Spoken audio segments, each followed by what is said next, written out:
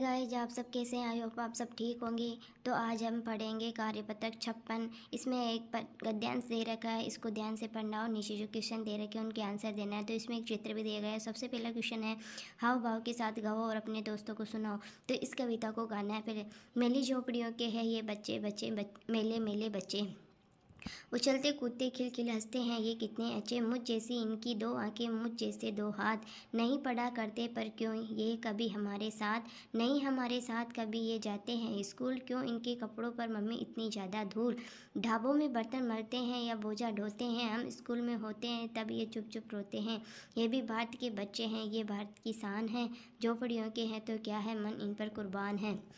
तो अब second question है इसका, इस कविता में झोपड़ी में रहने वाले बच्चों की बात की गई है। इस कविता को पढ़कर इसे अपने शब्दों में लिखे। हमने ऊपर ये कविता पढ़ी है, अब इसको अपने शब्दों में लिखना है। तो मैंने ये लिखा है, हमारी कॉलोनी में बाहर निकलकर नाले के पास कच्ची बस्ती है, उसमें रहने वाले बच्चे जब उछलते कूदते दिखाई देते हैं तो मुझे बहुत अच्छे लगते हैं, पर मैं ये सोचती हूँ कि इनकी मेरी तरह दो हाथ दो आँखें, फिर भी ये हमारी तरह स्कूल क्यों नहीं जाते हैं। कई बार मैं मम्मी से पूछती हूँ कि इनके कपड़े इतने गंदे क्यों हैं, मम्मी ये ढाबों पर बर्तन क्यों मांजते हैं, ये सामान उठाने का कार्य क्यों करते हैं, ये स्कूल को चुपचाप दूर से क्यों देखते हैं, जबकि ये भी भारत के बच्चे हैं, भारत की शान है, झोपड़ियों में रहने के बावजूद भी मेरा मन इन पर कुर्बान हो जाता है।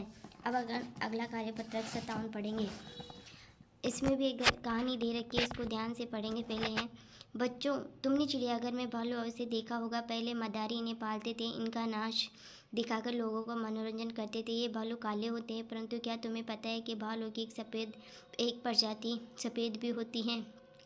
ये भालू बर्फीले प्रदेश में पाए जाते हैं, इन्हें पोलर बेयर भी कहा जाता है। सफ़ेद भालू की त्वचा मोटी होती है, त्वचा पर सफ़ेद रंग के घने किंतु मुलायम बाल होते हैं। सफ़ेद भालू तैरने में कुशल होते हैं। सफ़ेद भालू का रंग बर्फ़ से मिलता जुलता होता है। भालू की नज़र बहुत तेज होती है, वह अपने शिकार को दूर से ही देख लेता है। सील मछली भालू का प्रिय भोजन है। सील मछली सांस लेने तथा आराम करने के लिए जब समुद्र किनारे जाती है तो भालू अपना शिकार बना लेते हैं। भालू सोने और खाने के शौकीन होते हैं।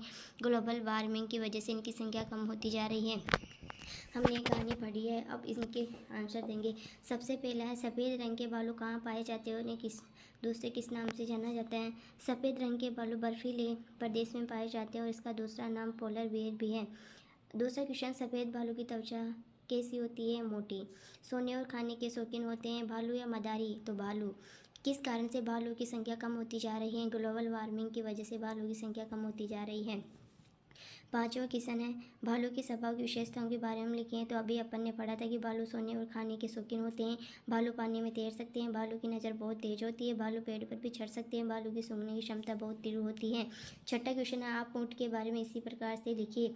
ऊँट के पाँव लंबे व गद्दीदार होते हैं, ऊँट कई दिनों तक बिना पानी पिए रह सकता है, ऊँट को रेगिस्तान का जहाज कहते हैं क्योंकि ये रेगिस्तान में आसानी से चल सकता है और रह सकता है। आई होप आपके कार्यपत्रक 57 समझ में आया होगा। अब अगला कार्यपत्रक 58 पढ़ते हैं। इसमें एक गद्यांश दे रखा है, इसको ध्यान से पढ़ना है और इसके नीचे कुछ क्वेश्चंस है, उसके आंसर देने हैं। तो इसके आंसर मैंने गद्यांश पढ़ लिया है, इसलिए मैं इनके आंसर दे रही हूँ सीधे। पहला क्वेश्चन, भारत में प्रतिदिन कितनी रेलगाड़ियाँ चलती हैं। तो भारत में लगभग 13,000 रेलगाड़ियाँ चलती हैं। दूसरा क्वेश्चन, भारत में रेलगाड़ियों का उपयोग कौन करता है। लगभग प्रत्येक व्यक्ति ही रेलगाड़ियों का उपयोग करता है। तीसरा क्वेश्चन, रेलगाड़ियों के महत्व पर अपने विचार लिखें। तो रेलगाड़ियाँ लंबी यात्रा के लिए एक सुविधाजनक साधन है जो सस्ती होने के कारण हर व्यक्ति के पहुँच में है। इनसे बहुत से लोगों को रोजगार भी मिला है। ये कार्यपत्र 58 की 3